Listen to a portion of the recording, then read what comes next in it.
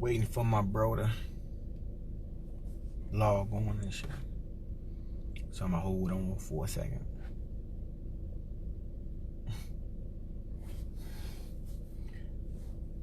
Burn, what up, boy? Ain't shit, about to do a live and talk about this DMX versus Snoop that we got going on tomorrow.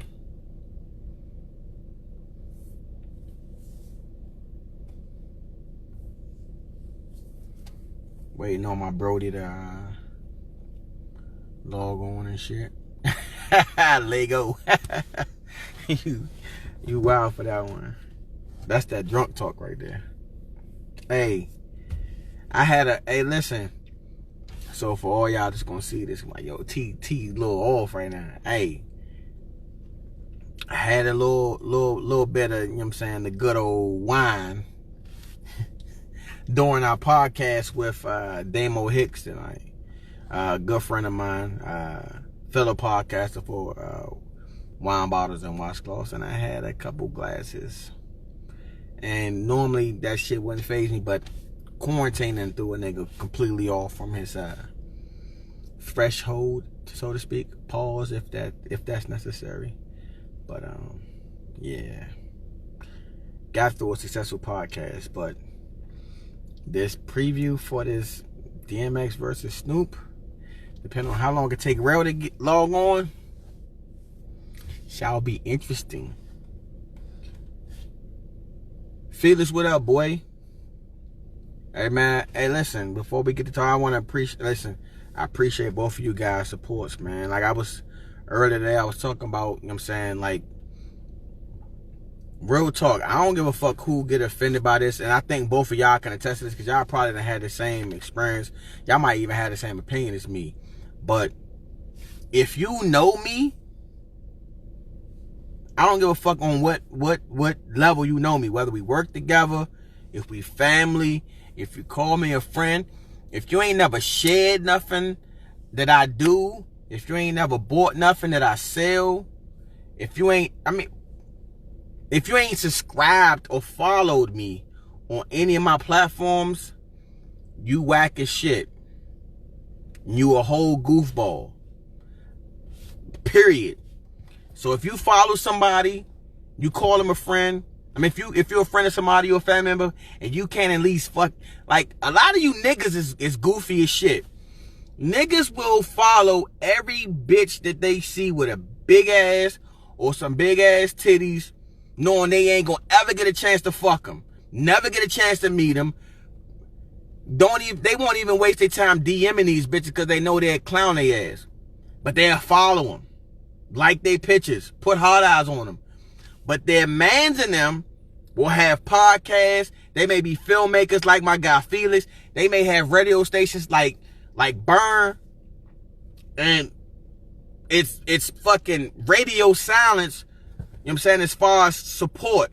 Y'all niggas is the real goofies. But then you'll front like you got love for them. Like when the time comes to rap for somebody local, that's when it'll be, you know what I'm saying, convenient. Like, oh yeah, my mans do this.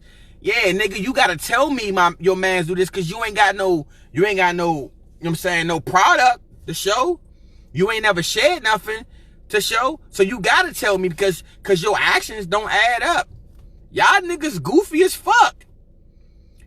And the thing about it is, like, yo, to follow a nigga, to subscribe to a nigga's YouTube, don't, like, it really, to you, it don't really mean shit.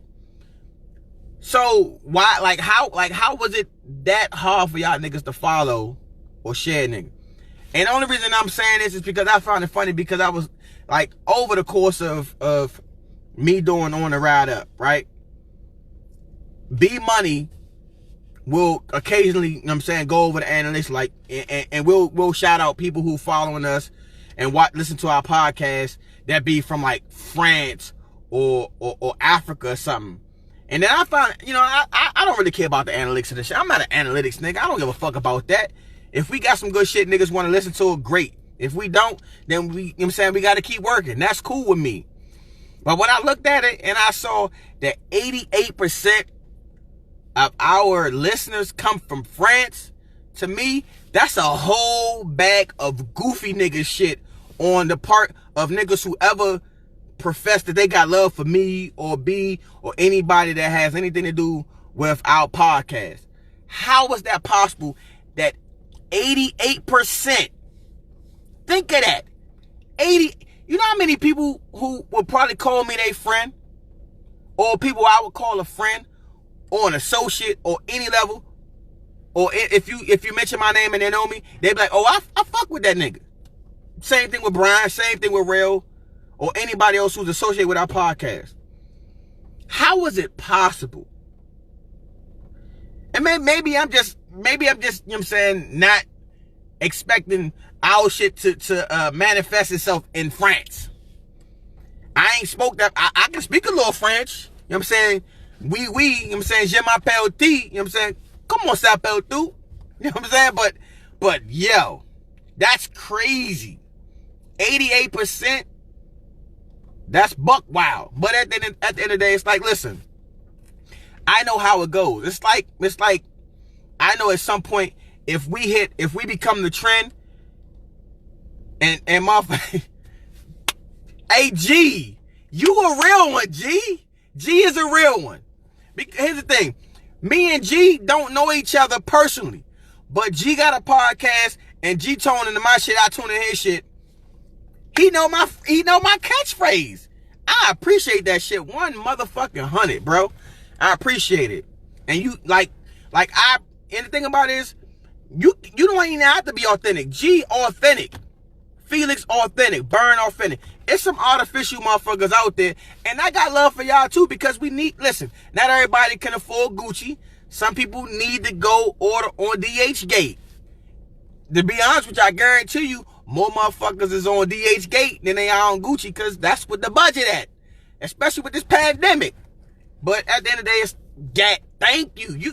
Listen, you in the podcast lane, you know what the fuck I'm talking about. It's like, niggas only shout out their niggas who doing shit when it's the cool thing to do. And that's corny as fuck. That's corny as fuck. I shout out niggas. I don't give a fuck if you know what I'm saying? If it could be a female, you know what I'm saying, who's selling bundles. I ain't about to buy no motherfucking bundles. My woman is white. She not about to do no bundles. My sister got long hair. She don't do bundles. My mom got long hair. She don't do bundles. But that's not going to stop me from, you know what I'm saying, supporting, you know what I'm saying, somebody's business.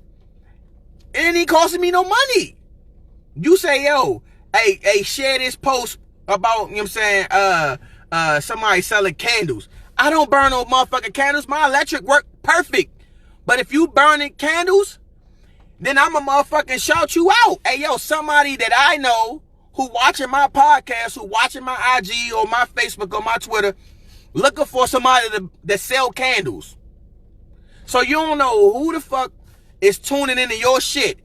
Maybe you feel like you small time and nobody watching you. But I don't work that way. Small time in that. Somebody smaller than me might be watching. You know what I'm saying? So, nigga, you hood. Nike polos and Timbs? You hood. See, that's that OG shit.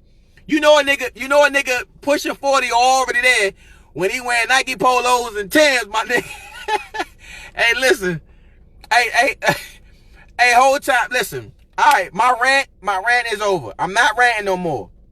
Because I don't want to alienate potential fans. I don't want motherfuckers that feel, I'm not trying to pressure a nigga to liking our podcast or to showing you not that 38, you in your 30s, you good. You know what I'm saying? You good, 38. You still an 80s baby. We out here doing our, hey, Rell, you ready, nigga? I've been waiting for your old peanut head ass. Goofy nigga. But nah, really. You ready? Let me know when you're ready. When you say I'm ready, I'm gonna punch you in. You gotta let me know you ready though.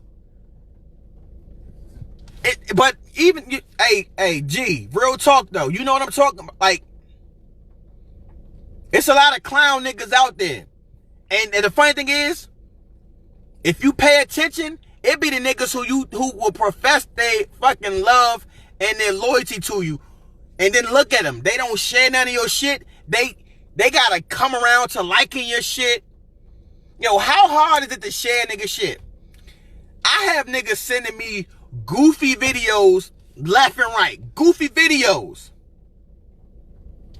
And I'd be like, so it took you 2 seconds to send that video. How long would it take you to send one of my videos or share one of my videos? Nigga, the same amount of time. 2 seconds with your goofy ass. You know what I'm saying? Nigga said Reggie Hammond. Hey, that's the whole time it's a lot of niggas that know who Reggie Hammond is. That's one of my favorite movies, whole time. One of my favorite characters. But that's another part, that's another episode. Hey, look, my man Rell is ready. The rant is over. G, thank you for permitting me time to rant and talk about goofy ass fake support niggas who probably wait until, you know what I'm saying, niggas pop and they be like, oh yeah, that's my man's in them. Hold on 1 second. I got to put my little ugly ass cousin on the podcast real quick. Got what up, little ugly. I knew you was gonna be ugly, bro. I need you model status so bitches can actually log into our shit. That makes no sense, bro. Makes no sense. Come on, bro. Come on, bro. I'm a. What up, Nick? Hey, why you eat like that? You. It's hot. Is that what it is? You open wide for the hot shit? You a weird dude, bro. You weird. Really? Hey, listen. What's up with you, bro? Hey, nah, man. Had a nice little day. Came home from work. Yeah. Mm-hmm. Hey, listen. I'm excited. I'm amped up. I know that some of our listeners going to think it's about, you know what I'm saying, I'm ranting, but actually I'm really actually excited. We just did the Damo Hicks interview. We got some great stuff. I can't wait to launch that episode for the 10% fans from America, which y'all goofy ass. 10%, bro. We better than 10%, bro. Hey, listen, I'm not, listen. 88% from France. I appreciate you. Thank you. But, yo, I couldn't get 12%? Damn. Damn. That's crazy. And we gonna get them numbers up, bro. I mean, no, for the listens numbers is good. It's just the percentages. The percentage fucked me up a little bit. I was like, that's crazy. But it is what it is. Mm-hmm. You know what I'm saying? All right, so let's get into it. Mm-hmm. I'm about let me do my launch real quick. What do you think? What up? It's your boy T. Half up on the ride up. My man B is who the fuck knows. Wait, nigga probably sleep with his old ass. But I got my guy Rell in the building. What's up, my nigga? What up, G? You know what this is about. It's the preview episode. Mm-hmm. DMX, the dog, versus Snoop Dogg, the Godfather, going down tomorrow. Yes, sir. On Verzuz TV. Yes, sir. I'm so amped for that. So amped. Mm-hmm. And listen, if you know me, you know X is my favorite rapper of all time. Absolutely. But Snoop Dogg, he's GOAT status. You talking 20 records? Mm-hmm. I don't listen. Here's the thing. I feel like both of these. This is why I thought, like, when I first saw this, I was like, it threw me back because I was like, damn, that's a perfect matchup. And I'm gonna tell you why. Because I think because DMX called out Jay-Z, we was like, oh, niggas was slighting DMX over Jay-Z's catalog, and I clearly was like, yo, 20 records. I got into that whole battle, right? I got into that whole debate. And then Eminem said he would battle DMX. And it's like, I ain't really interested in Eminem battling nobody. And the reason why I had no interest in Eminem battling anybody, because I felt like it would be diluted. Because once you hit Eminem, just like his record sales, I felt like it would be the same thing. Like a lot of the eyeballs and the comments would come from people who ain't really from our culture, commenting and dick riding because they got a white dude who's nasty on the mic. Yeah. Not saying that Eminem isn't one of the nastiest of all time, but the numbers are saturated when it comes to Eminem. So when I think about DMX, I feel like if you did the same thing with Snoop, people would slight Snoop, because it's like, how do you slight DMX?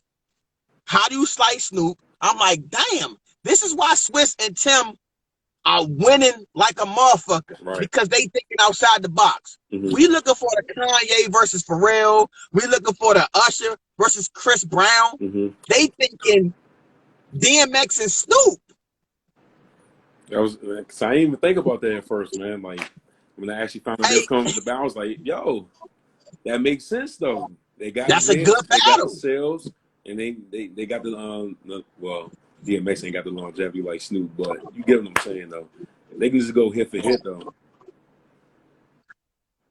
G, that's right. G from the shop. My man G. He's like, he just going to start rapping real fast. Hey, that's his end, right? That's his end. He started getting like, it's, and the funny thing is, I'm a fan of lyricism, so I have much respect for Eminem. But there's something about when MCs get real rapidy. You can be rapidy, saying a whole bunch of syllables and shit, and not really saying nothing compelling. And to me, the Eminem now, since his wave is gone, like when he tries to, like, I'm not even gonna say he tried, maybe he's not trying, but he gets real rapidy and shit. It's like he's not saying nothing that's going to resonate. You know what I'm saying? Like, you remember that last little video when he was acting, he was like hunched over real weird and shit. And he was rapidy. And we was like, nigga, nobody feeling that shit. Hey, you already know my stance on Eminem. He's trash now. He's garbage. That's my stance. Well, we're not going to talk about Eminem on this podcast too much, because I don't want to lend the opportunity for you to call him trash too many more times, because I will never call Eminem trash. The old Eminem, yeah, dog, hands down. I like the Eminem when he was high on drugs, you know what I'm saying, talking about Kim. That's the Eminem I miss. Then let's think about, so before we get into this battle, let's break down the whole Eminem situation. Because I feel like sometimes when it comes to lists and ranks and shit, motherfuckers be prisoners of the moment, and motherfuckers be scared to speak their truth. And there was a time when Eminem was popping that motherfuckers didn't want to speak against Eminem because they didn't want the pushback. Niggas be scared of the pushback. You know what I'm saying? It's like, think about it. Michael Jordan was the greatest of all time for 20 years easy. Now that he's out the spot, now he's out the limelight, he's coaching he's owning an average ass team, and LeBron is doing what he do. Now motherfuckers got a guy who they can run behind and say, yo, Michael Jordan ain't all that. Because see, it'd be one thing if niggas was just saying LeBron is better. They don't just say LeBron better. They take shots at Mike's legacy. So it's like, that's the same thing. It's like niggas waited for M to disappear to they shit on the legacy. You know what I'm saying? And I'm not saying that to compare M to Mike. Right. It's just the way niggas operate. Niggas are scared to speak their true self. You know what I'm saying? So it's like, I'm not saying I'm not guilty of it, because there's probably a time where I probably had Eminem in my top 5. You know what I'm saying? But when I sit back now, I'm like, yo, the content of this nigga's music was dissing his moms and dissing his baby moms and dissing pop artists. Ain't no way in hell you about to put a nigga in your top 5 when the majority of niggas' music that get him sales are dissing his mom, baby moms. You know what I'm saying? Like, what? His biggest record is Cleaning Out My Closet, where he dissing his mother. It's no way a motherfucker gonna have Tupac in their top 2, and he got a song called Dear Mama, and that's one of his best records, and that's one of your favorite Dear Pac records, but then you like Eminem when he's dissing his mom. The shit don't add up to me. You know what I'm saying? Yeah, I mean, me, I have a different standpoint. It's just like I said, I love the old Eminem, so on and so forth. But bro, he's been trashed for over 10 years. It's like being in the NFL. You had 3 good years, you fell off. Are you still going to be considered a Hall of Famer? No. Eminem had his little short period of time where he was a dog. You fell off, so you moved down the range, big dog. Like I think he's honestly, bro. I might get a lot of backlash for it, but I don't care. He's moving out my top 10. He's moving out my top 10. This is the thing I ask people when I ask niggas for people for their top 10 and they mention Eminem, or when somebody take a shot at Eminem and somebody come to their defense, I ask them, what's your 3 favorite Eminem records? Mm-hmm. What's your 3 favorite Eminem records? Me, Clean Out My Closet, The Way I Am, and probably Stan.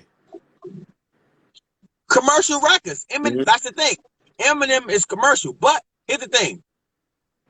My favorite record of Eminem was never even a single. Never Knew I is my favorite Eminem joint off the second album. But I also wasn't an Eminem fan off his first album. Like, hi, my name is Slims. It was a cute record. It was a cute record, but it wasn't about to have me nominating him for GOAT. No, that's on, bruh. Come on, Felix. Felix said Renegade is Eminem's favorite record. That's not even his record, though. Lose Yourself, dope record. Renegade, I think people got it fucked up because too many people think Eminem killed Jay-Z on that record. He did not. Number one, number one, why he did not kill Jay-Z. Because Jay-Z didn't have a death on that record. That's number one. Number two, it's an Eminem produced record. It's Eminem's hook. So basically, Eminem basically got his, he basically was in his own wheelhouse on that song. Hove jumped in that bag and handled his business. So there's no Eminem body in Hove on that record. You know what I'm saying? It's not a situation where Big went on, you know what I'm saying, Notorious Thugs with Bone. Yeah. That was epic, bro. That was epic. But even still, and again, I am a huge prime Eminem fan. And I recognize his lyrical ability. The problem it's a whole bunch of rappers who are lyrical, but it's more to rap than being lyrical. You still have to captivate the audience. He failed. It's okay. Here's the thing. It's like there was a time where the New Jack Swing era was a great era of music. Great era of music. We was dancing. You can actually have an actual house party during the New Jack era scene. Right. Like you actually came, people danced, you know what I'm saying, had a good time. But guess what? It was short-lived because NWA came out and gangster rap came out, and now it was no longer cool to be at a house party dancing like, you know what I'm saying? Like you ain't got no care in the world. Same thing happened. Like it was okay to be rapping about your moms, and I was like, all right, what's the next thing? Because it's a time capsule of, okay. It's funny, Bama's be saying Ludacris music didn't age well. I don't know nobody that listens to old Eminem records. People can vouch for Eminem records, but outside of the commercial hits, Bama's not listening to Eminem. No. And he wanted to go down, right?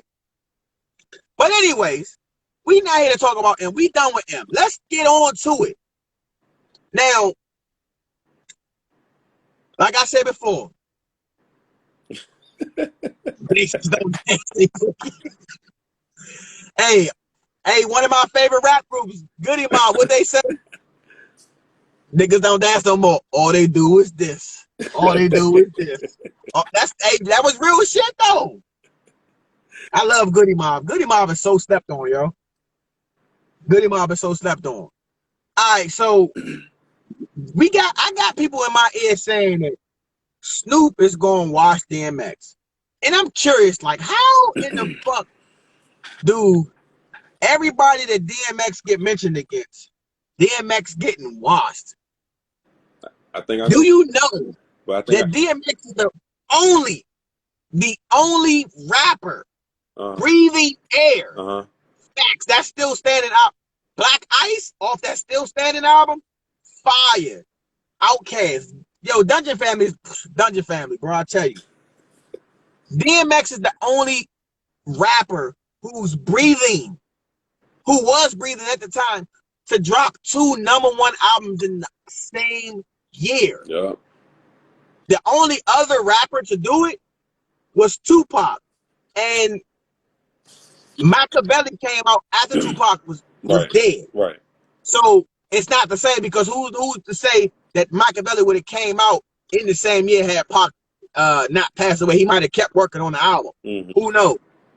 But either way, what I loved about the fact that when DMX dropped both of those albums, there's stark comparison to both of those albums.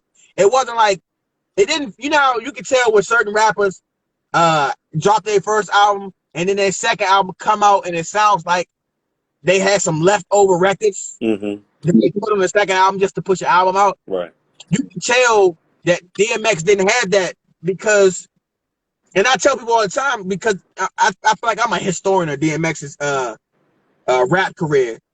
When that first album came out, it was heavily like Irv Gotti and Dame Grease, and the beats were gritty and raw. And the main reason why that Flesh of My Flesh album had to come out when it came out is because it was introducing that Swiss beat sound, and you needed DMX as the front man to push that sound, because you had Eve coming out. You had people looking for the locks. You had other rappers on Rough Riders coming out, and you basically needed that vehicle so Swiss could become more of a household name, because at the time, outside of him doing work on X's, like a few X records, Swiss Beats didn't have a name. Now, once Flesh of My Flesh came out, and the project that Swiss had worked on previously, they started to stand out. Now you go back and you listen to Money Cash Hoes, you're like, oh, that's a Swiss Beats joint. You go to the Jay-Z joint off the Rough Riders Volume 1, the Jigga My Nigga joint. Oh, that's a Swiss Beats joint. So now Swiss is starting to resonate.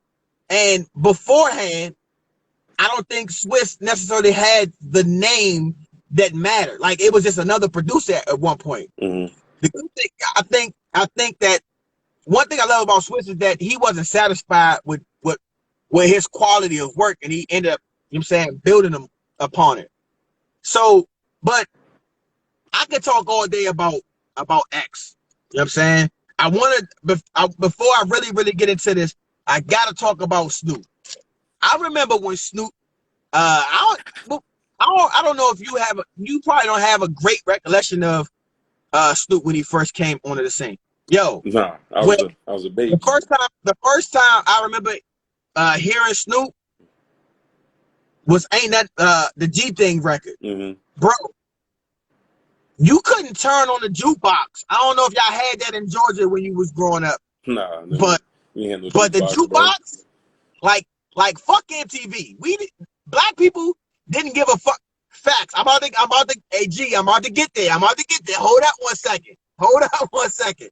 So us black folk, we didn't watch MTV. Why? Because all you saw was rock videos or like super pop black records that you barely saw. Right. We had MTV. I mean, we had the jukebox or the jukebox network. That's what we had.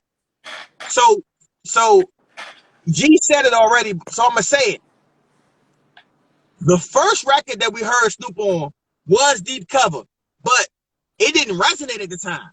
When G Think came out, Snoop was immediately stamped. Then Jukebox came back and started playing Deep Cover all over again. And it's like it breathed air into it, because Deep Cover was a movie where Lawrence Fishburne was an undercover cop, and Death Row had the soundtrack on it. So a Deep Cover was a record that Dr. Dre and Snoop Dogg did. Fire record. It don't get, listen, I'm glad he mentioned it. Yo, Deep Cover don't get talked about enough. And hopefully, based on the way a lot of these versus battles go, where I don't gonna say sacrifice. Sacrifice is a weird word to say it, but I feel like some of these artists risk losing around just so they can tell a story with a certain record. So I hope that Snoop plays Deep Cover just so he can talk about that time period, because it's like that was his first record with Dre. Hey, if you've never listened to Deep Cover, you need to listen to it.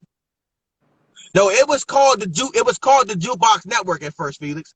I don't know when you first started watching it, but when we start, put it like this. We know it's called the Jukebox Network, and we know, like, if you know, the Jukebox Network rolled off, MC Hammer. Yes, MC Hammer put the Jukebox Network on his back. When Hammer Don't Hurt Him, like when Hammer first came out, the Jukebox Network would play Hammer records and Oaktown 357 records, like back to back, because Hammer was fire when he was MC Hammer. It's facts. Hey, it didn't last that long though, bro.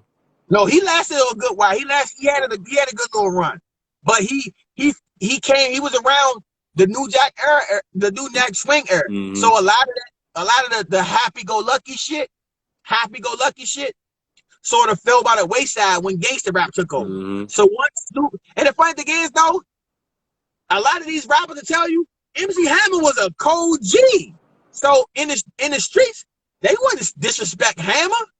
But the records themselves, like, you could play Hammer, you could play with his name. Hey, listen, hey G, you showing your age, G. Hey, bro. We would sneak and request Aisha all day long. Aisha and Jump from Crisscross a little after that. But no, seriously though, Hammer had the Jukebox Network on his back. I think by the time it became the Box, when they shortened it, that's about the time where Bone Thugs had definitely hit the scene. And I think Bone Thugs had the record for how many times it was #1 in a week. You know what I'm saying? Bone, like that Crossroads record, like it owned the jukebox, it owned the box, fam. But Snoop, like, yo, when Ain't Nothing But a G Thing came out, even though they was from the West Coast and a lot of East Coast dudes didn't, like, social media didn't exist. So if you are a product of social media where it feels like the country is smaller and you can experience a bunch of different cultures now, that was not the case back in the early 90s. We had no idea what it was like to live a day in LA or Georgia or even New York or Philly. We didn't know.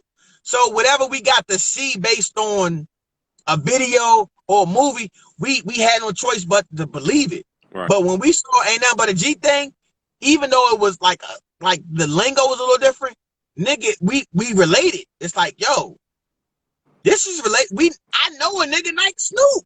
I know a nigga like him. You know what I'm saying? I felt that way. So and then they followed it up with the Doggy Style. When the album came out, yo, there was listen. The funny thing is, if there was, like, as big as Pac is, his level of fame ain't fucking with Snoop's.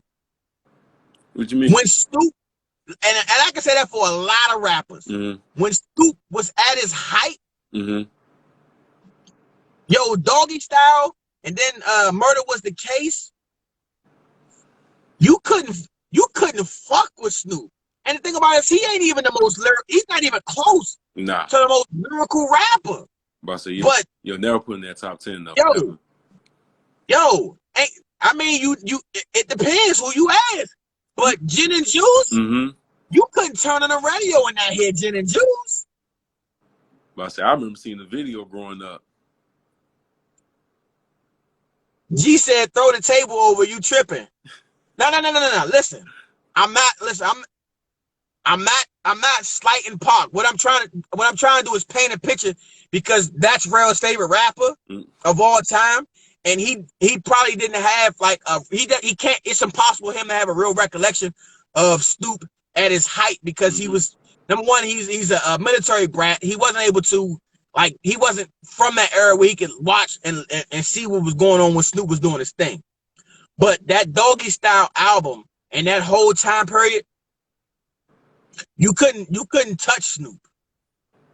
Shoot, I remember Pac, on the other hand, had Big during his height. So it was Pac or Big. There was no Snoop or Big. There was no Snoop or somebody else. It was Snoop, period. And that's why I say that. I'm not saying Snoop is better than Pac. That's not what I'm saying. So you don't have to be cape for Pac right now, G. Well, I say we already know Snoop ain't better than Pac overall. We know that. I gotta listen. We know that. I mean, I don't think G knew that. I had to rectify. I had to clarify for G. I had to clarify. About to say, man, you know, Pac the best rapper ever, bro. Now you tripping. You need to take a time out. You need to take a time out. You've been working too hard. You've been working too hard. Nah, but seriously though, when ain't nothing but a G thing came out, bro. Then the video, when Gin and Juice came out, Gin and Juice is probably one of the most coolest fucking songs ever. Rolling down the street, smoking Endo, sipping on Gin and Juice, laid back with my mind on my money, yeah, my money on my mind. Like, everybody knows that record, bro. When that joint come on, I don't care who you, that joint stop a party, and they rock with it. Yes, sir. And Snoop had those records, but Gin and Juice, to me, that's my. I don't know what the masses' favorite Snoop record is. That is my favorite Snoop record, and he has other classic joints. And I think the younger audience, if you only know Snoop because of, you know what I'm saying, like his work with Rell, you know what I'm saying, then you clearly don't know Snoop. But I mean, you still had hits when you was with Pharrell, though. No. Absolutely, he had a couple hits. I mean, he also had Sexual Seduction. That was a good song, though, bro. Yeah, but here's the thing: there's no record that he's going to be able to play that DMX is going to play that's going to win a round. I give you that. I give you that. You know what I'm saying? Now, if I think about, you got 20 records to play. I think the problem is going, like I say this with everybody else, it comes down to what songs matching up with what, and you know what I'm saying, like what actual songs you choose. I feel like I think with DMX got a lot of street records, a lot of album cuts. DMX has more album cuts that hit hard. Snoop has more commercial records. So real hip hop fans, they might end up siding with X. Like if X played Let Me Fly or X Is Coming, you know what I'm saying, that may not resonate with the general audience who don't listen to DMX because they never heard that record. And it's a matter of him picking a right verse. Where Snoop gonna play something popular like, you know what I'm saying, Beautiful. Beautiful. This what? It's because you know, like, oh, I like that song because I know it. Right. But I compare it to Jadakiss versus Fab. You know a lot of Fabulous records because he's more commercial. But who won that battle? Jada. Jada. Because was Jada's selection was key. Jada played verses on songs that hit hard, and he got good verses off. I'm about to say, because Fabulous strategy, it wasn't the best, bro. You try to go gangster for gangster with Jada, he got you in there, bro. You lost. This is the problem I have. This is the caution that I put in the wind for both artists. If they go the route of they got DJs or somebody else, like I've always felt like DMX would be at a disadvantage because number one, Ice Pick has passed away. And that Ice Pick was a great part of Rough Riders. And then you have Swiss Beats, who I felt like during his prime, nobody got DMX like Swiss Beats did. That's why his music was so great. Right. But Swiss Beats he got to be an impartial, he's impartial jury because it's his platform. So he can't be like, I'm DJing this joint. I'm DJing DMX's, battle. He can't do that. Well, bro. But like, and I feel like, and the reason I say this because I feel like DMX is going to have. I mean, hey, listen, AG, a lot of mixtape fans felt that way as far as Fab and his soul tapes. Yeah. But I feel the same way. If Jada had let me, if Jada had let me pick his 20, Fab wouldn't have a chance. Yo, it's so many, like, yo. Hold up, bro. Hold up, I find it funny. Jadakiss played Diddy's verse that he wrote for All About the Benjamins. And he did it like that's what I'm talking about, what I said earlier, where I feel like sometimes these artists choose certain records or pieces just to prove a point. And I think he did that to prove a point because here's the thing. He had a verse on the song. He could have used his verse, but he specifically chose Diddy's verse. And that, you know what I'm saying? That strategy. He did like, oh shit, I didn't know he wrote that. Like, so what? He could have used so many other verses. The thing about it is, I find it funny. I think Blackout from DMX is one of my favorite DMX records. And I looked at a lot of people's scorecards, and they scored out a loss for Jadakiss. Crazy. Everybody on that song snapped. Well, I'm here to say that I don't know if you listen to all the soul tapes that Fabulous did on his mixtapes. I'm most familiar with the first one. Okay, that's a problem, bro. Like the first one was good. Soul tape number 2 was probably my favorite. It's like, dog, bro, you have so many songs just off those mixtapes alone. You didn't play them, bro. Like you didn't play them. Fabulous definitely dropped the ball. Here's the thing. I felt like Fabulous dropped the ball for one record. I feel like, how do you not play It's My Party? Yo, It's My Party was a smash. That's I equate Fabulous not playing It's My Party to 50 Cent having a battle and not playing, you know what I'm saying? In the club. Oh, okay. That's what I compare it to. Like, yo, you tripping. That's like DMX getting in his battle and not playing Party Up. True. Yo, this is your, like, that would have been his chance to change the tide because like Felix said earlier, it's like, yo, whoever set the tone, that's a tone setter. Hey, yo, like that beat, like it gets you. And I feel like DMX and Snoop, boy, they gonna fight for who's setting that tone. This is gonna be, and I predicted it.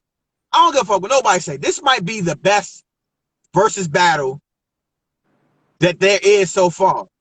I pray that they got all the sound squared away. No camera issues. IG wouldn't do that to us, bro.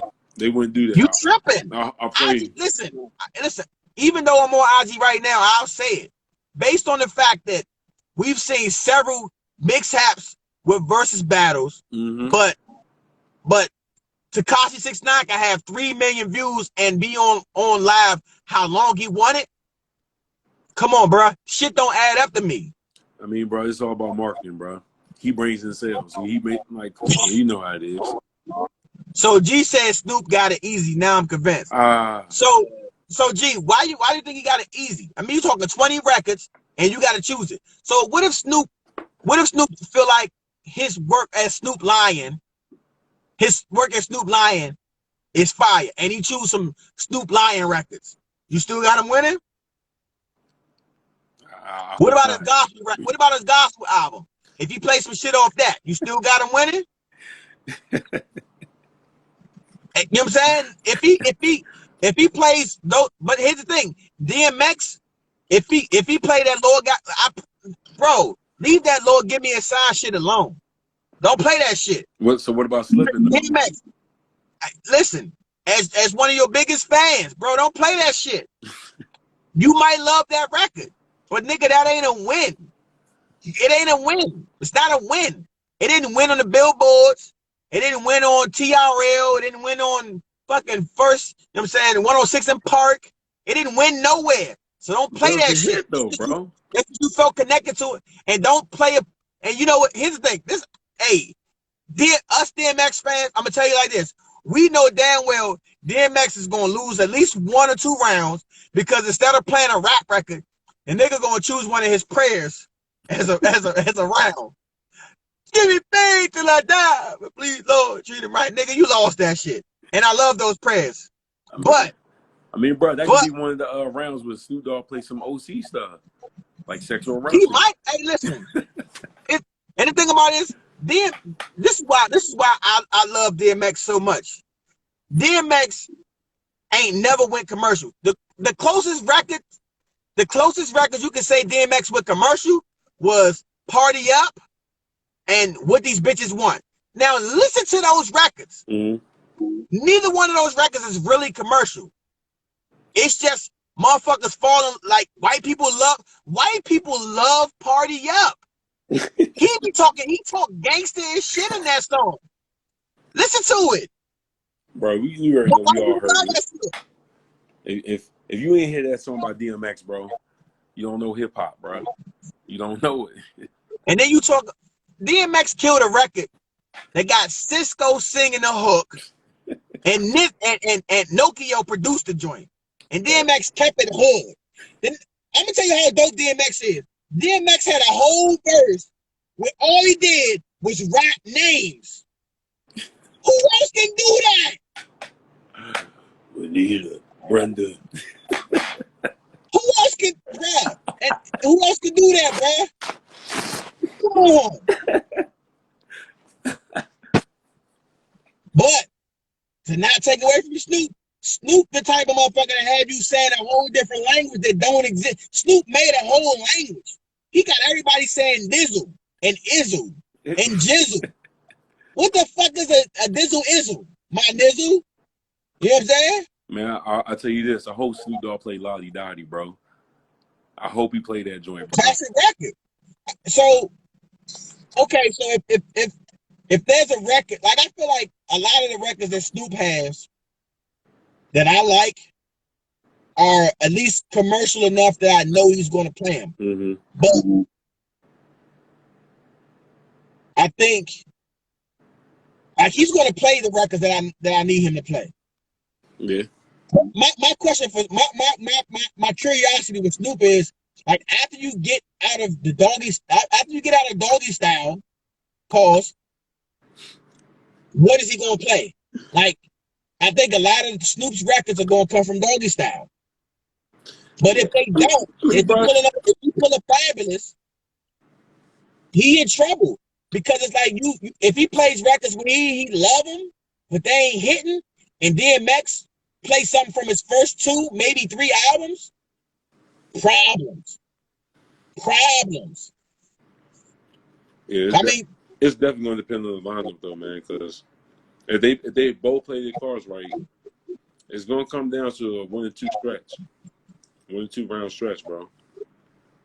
Yeah, I think this. I don't see this battle being a wash one way or the other. Mm-hmm. I think it's going to be.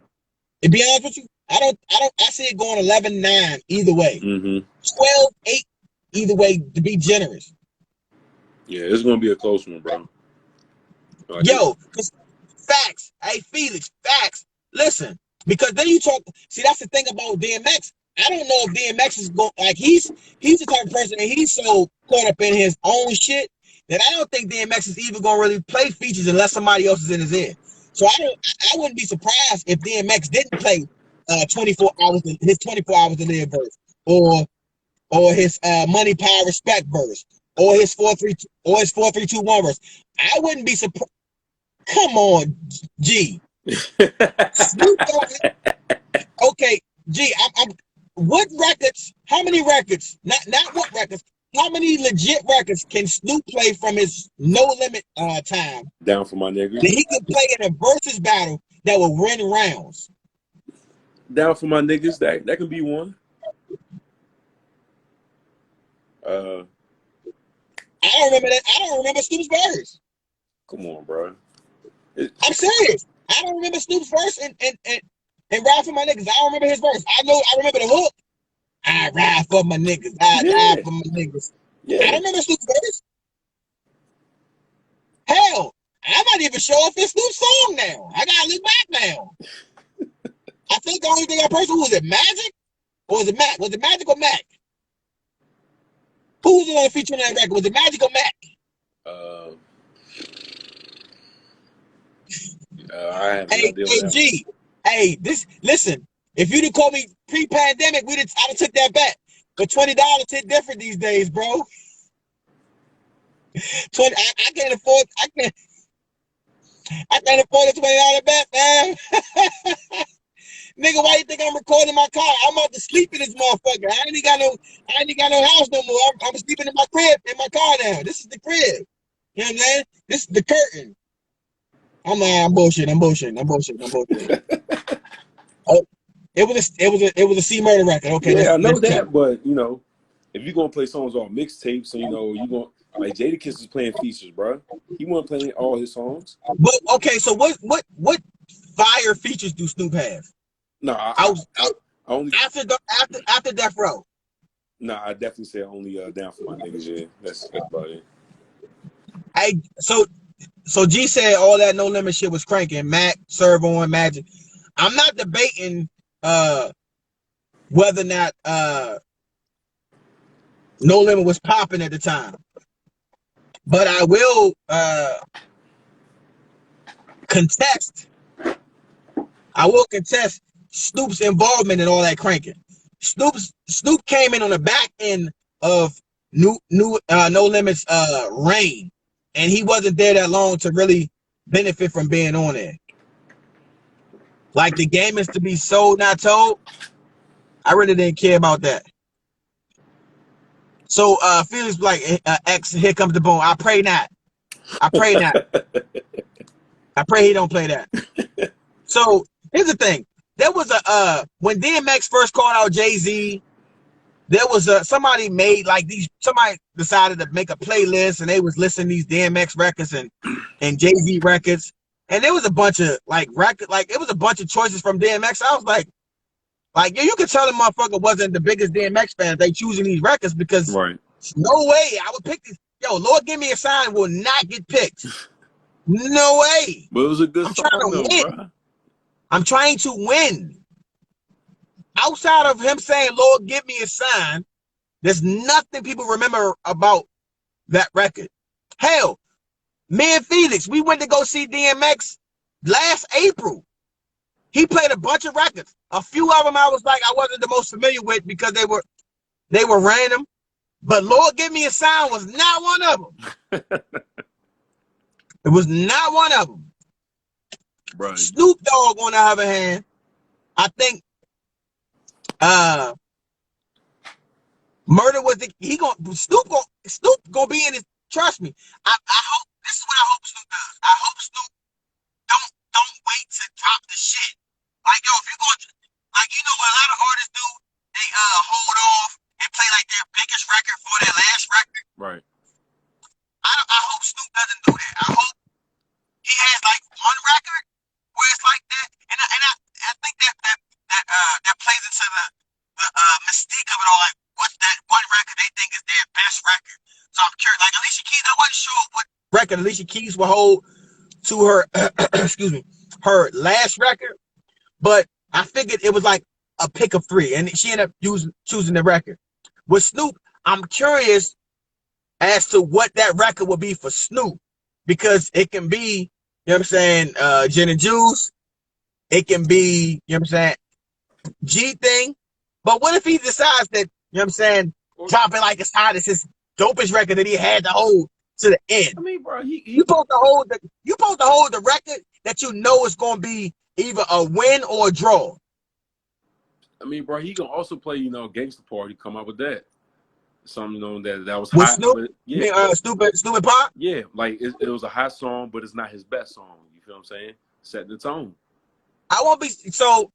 One of the things I've seen happen is with these artists, they use like Aaliyah records, Beyonce records, Michael Jackson records, and Biggie Smalls records as like trump card records. Like, or if I got a record with this person, if I play it in this round, then it's an automatic win. You know what I'm saying?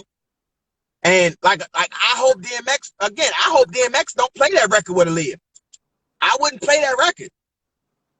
Like, I would only play that record if I had to. And I don't think he has to play that record. Nah. I know, like, Felix thinks that's a record that he should play. I disagree.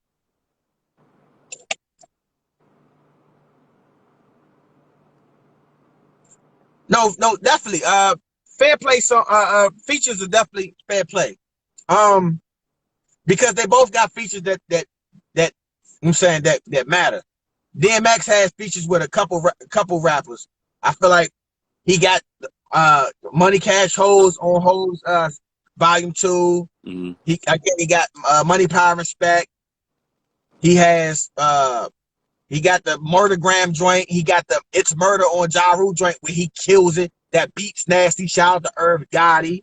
Hell, you can mention the remix, the Ice Cube's We Be Clubbing. Because the remix is way better than the original. DMX went nuts on that joint. 4, 3, 2, 1. Like if there was right before DMX album came out, DMX was you touch DMX and it's fire. You selling some records off that. Yeah, look at you. You gonna play that record. I just didn't like it. It wasn't the best song on that soundtrack. It was okay. It wasn't great to me. If you ask me, it wasn't great. It wasn't a terrible song. And who knows, depending on what it might go against, he may win around with it. But I think it's more likely he gonna lose around than anything. I think the only reason you play that record is because Aaliyah's on it and people get nostalgic about Aaliyah. Like, rest in peace to Aaliyah. But it's a bunch of people who she'll lose the versus battle to if she was in a versus battle. Just being honest, she'd probably lose a versus battle to Rihanna. Fuck Beyonce, she'd lose to Rihanna. Nah, you know I'm not the biggest Rihanna fan, so a lot of people pick and choose when they're Rihanna fans, so it's okay. I'm not a big fan of Rihanna, bro. So as a younger Snoop, what record from DMX you hope to hear? What record from Snoop you hope to hear? Actually gonna give it to you. You gonna have to play okay, that. That's off the Funk Flex joint. Yeah. Rough Riders Anthem. Where the hood at? And okay, I wouldn't put this in the versus battle, but I wouldn't be mad if he did it though. Slipping, bro. Slipping, bro. Oh, that's what you talking about. That's stamped. That's a round. When Slipping plays, that's a round. Fact. But you know, depending on what, let's say. No. Just listen though. Like if he's on the back end, and Snoop, this is hypothetically speaking, let's just say he plays Gangsta Party, right? You're not gonna put Slipping against that, bro. It's winning.